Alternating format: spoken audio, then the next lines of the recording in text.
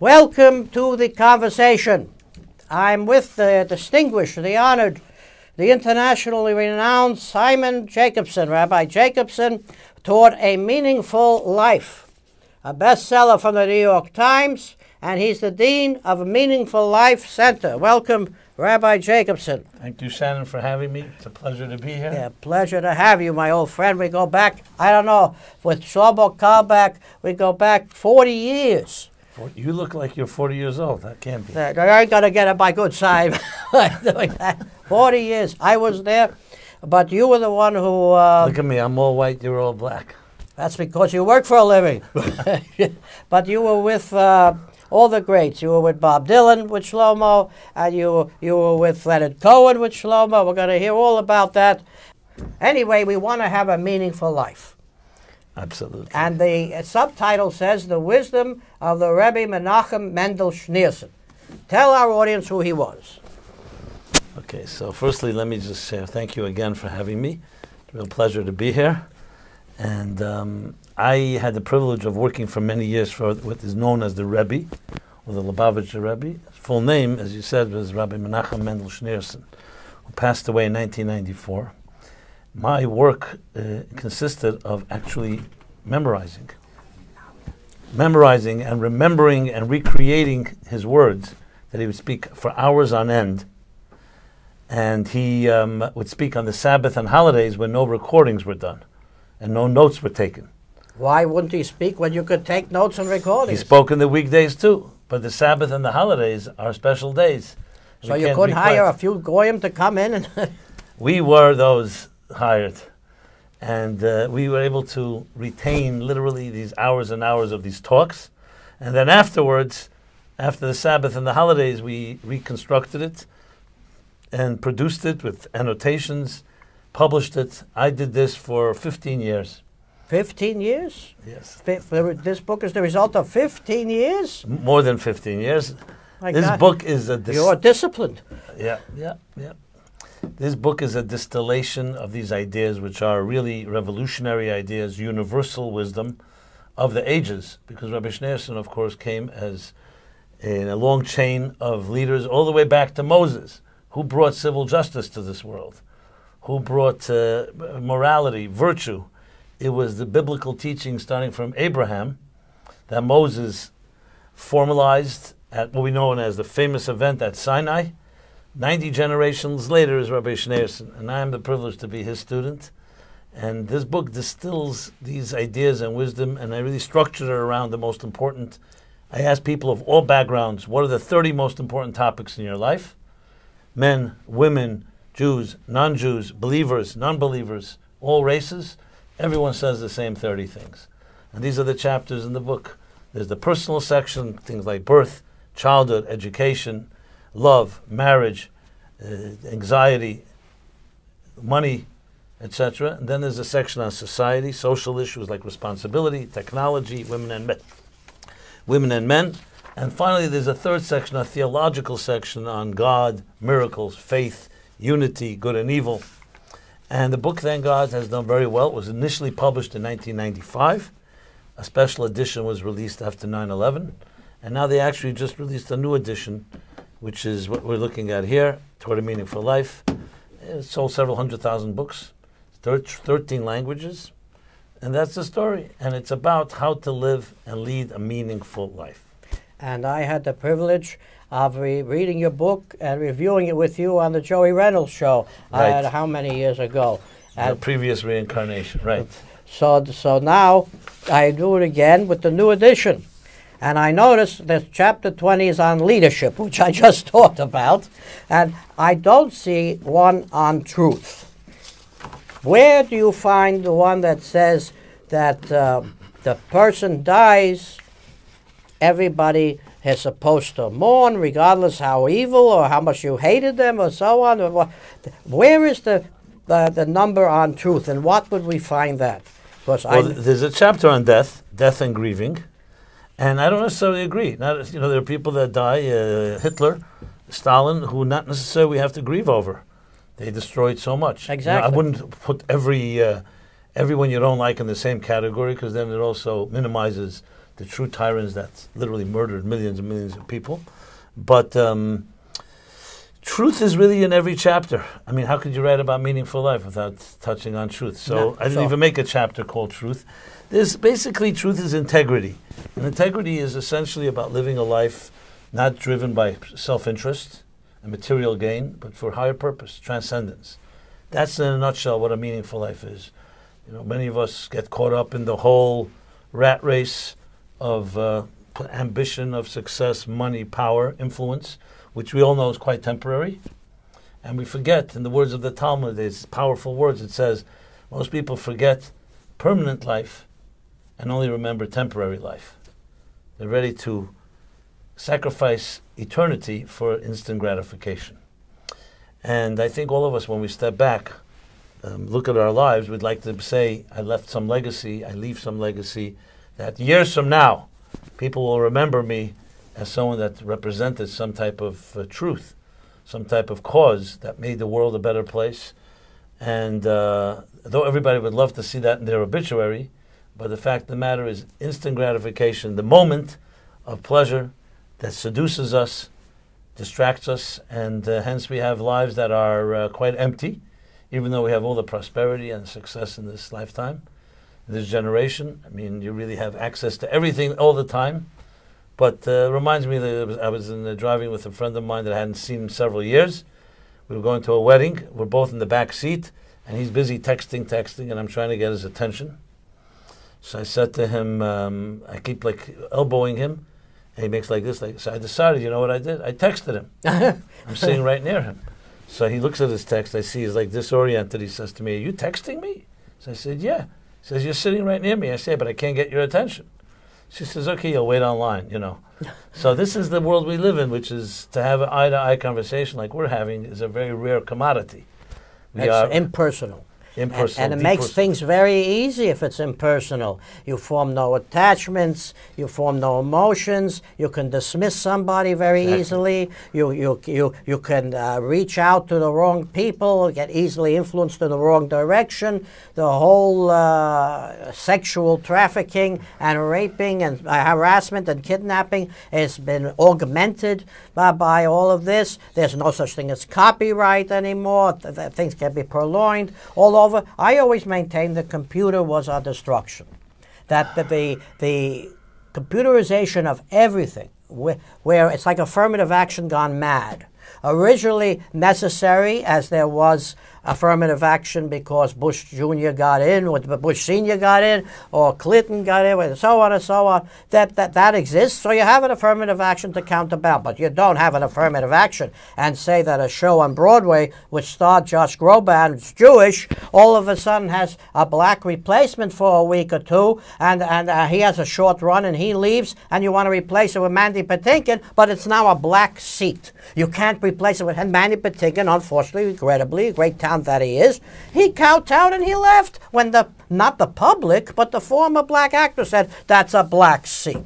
Now, that's gone mad, and the same with this concept of the impersonal with the computers. I listen, it's good to have disagreements, right? Do you agree with me as far as the computers? No, I don't. Why do you see them as positive? The whole chapter on that. It's called technology. Oh, technology. Science and technology. First of all, we wouldn't be sitting here, it's quite ironic, and talking about all the evils of computers if you didn't have computers.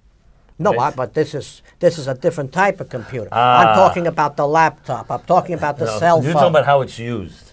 So I have actually a very simple story. There was a young girl in the 40s came to see the Rebbe Shannon, and she was studying about atomic energy. That was all the rage then in the 40s and 50s. So she asked the Rebbe, she said, "So I study about atomic energy. Is it a good thing or a bad thing?" She asked the Rebbe, and he answered, "Is a kitchen knife a good thing or a bad thing?" Depends how you use it. Exactly. So as they used to say, maybe they still say it with computers, junk in, junk out. If you put junk in, you're just going to get accelerated junk, a lot of it. But on the other hand, I can speak for myself that due to computers, due to technology, if you have share a kind word, you can reach millions of people, which was once impossible.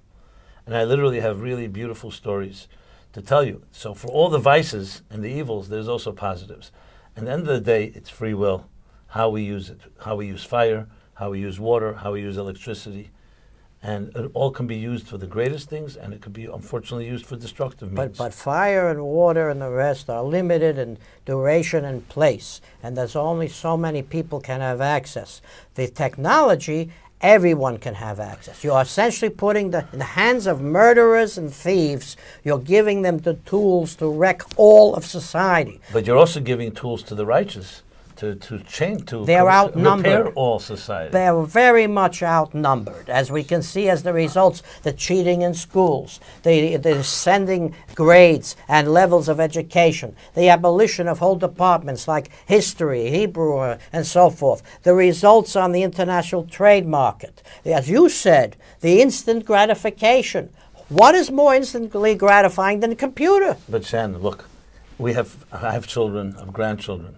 I cannot find myself just completely consumed in telling about the evils of technology. What I try to teach, as well as not just to my children, to students and anyone I can reach, is how you can be a force for change, for the positive. That was Shlomo Kalbach. Not to be part of the problem, but to be part of the solution. That was Rabbi Kahana. So I'm sure you don't feel that 24/7 you should be just busy with fighting the evils.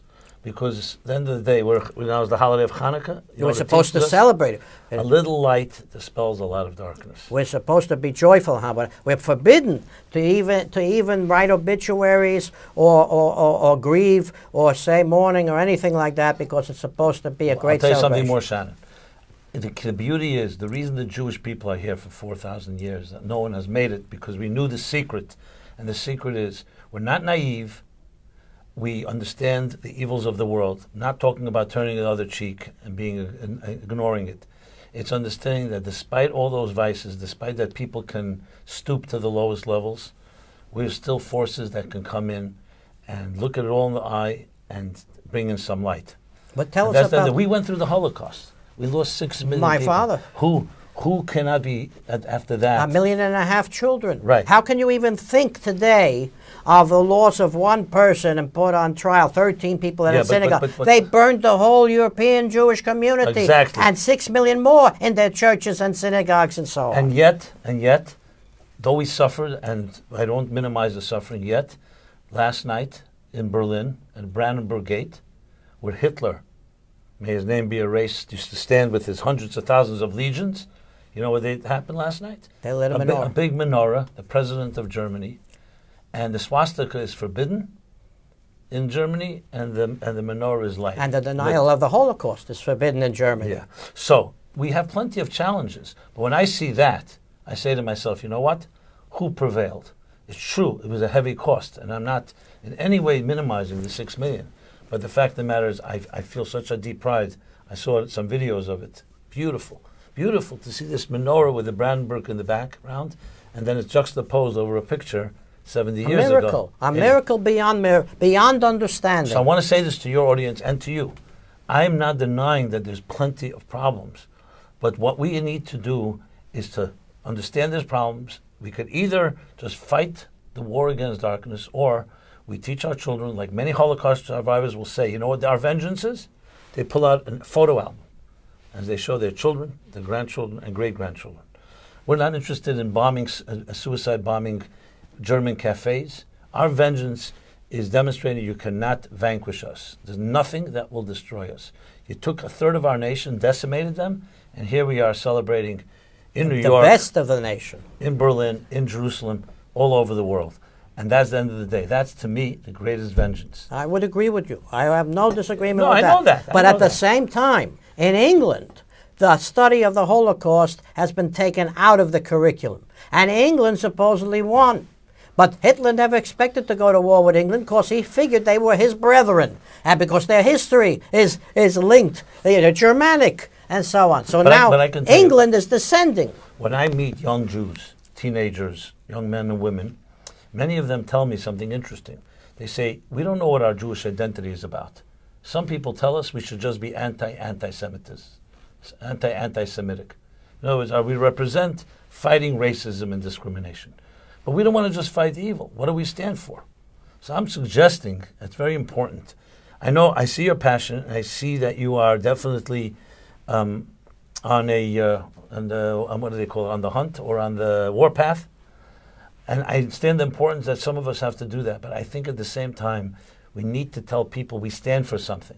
I truly believe this, that when we fight for morality and virtue, despite what we have suffered, the world changes. And the fact of the matter is, look, 300 years ago, 350 years ago, there was no country that championed civil rights, that championed all rights.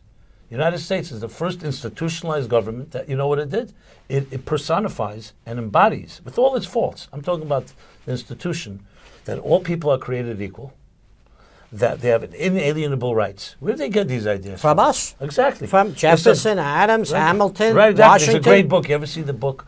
It's called On Two Wings by Michael Novak. Yes. Excellent book, where he documents, and he says, the basis for the U.S. Constitution in Torah metaphysics. That's what he says. Torah metaphysics, not Bible. So you see words. You don't see those. You see words like providence, in God we trust, and so on. So I see that as the victory, that all those souls that were taken from us, whether it's the Holocaust or the pogroms or the Inquisitions or the Crusaders or the Egyptians or the Babylonians or the Romans or the Greeks, or the Spanish, right? The French in World War II. So I see the sacrifices they made, though their bodies were taken from us, but their values were not, and the values ultimately endured. And today, the most powerful country in the world is a haven. Now, I know there are many flaws and faults in America. I'm not going to dismiss that. I'm not an America debaser. Right. America has grown. America has changed. But the foundations are based on the fundamental statement in the Bible, which I think is maybe the most important statement ever stated, that every human being is created in divine image. And by that virtue of that, you have inalienable rights. You have inalienable rights. And you have a dignity. You're indispensable. Because the underlying theme in this book and everything I do is birth is God saying you matter. We live in a world that's depersonalized. 7.5 billion people. Technology depersonalizes. And the message that we must tell people is you matter. Everything you do does matter. You're not just another piece of bacteria. But so does the environment then. So do all of God's creatures. You cannot say 100%. That you can eliminate species and they don't matter. Absolutely. I'll tell you a short, quick story. There was this Rebbe. He was walking with his child in a garden. He ripped off a leaf from the garden and started rubbing it. And his father rebuked him. He said, "What right do you have to interfere with the trajectory of this leaf? Just for your own..." Yes, the sanctity of every human being, the sanctity of every fiber of existence. I couldn't agree with you more.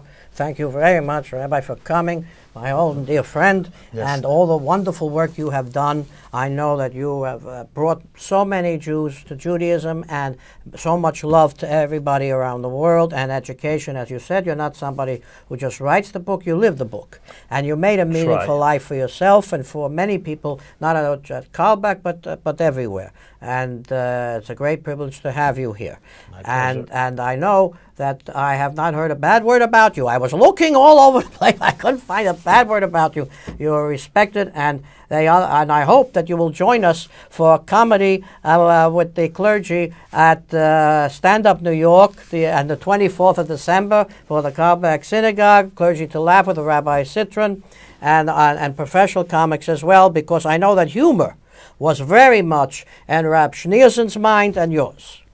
Yes, I'll try my best, and I thank you for having me. And if anyone wants more information on me, how do they reach you? meaningfullife.com, www.meaningfullife.com. And I feel it's an honor and a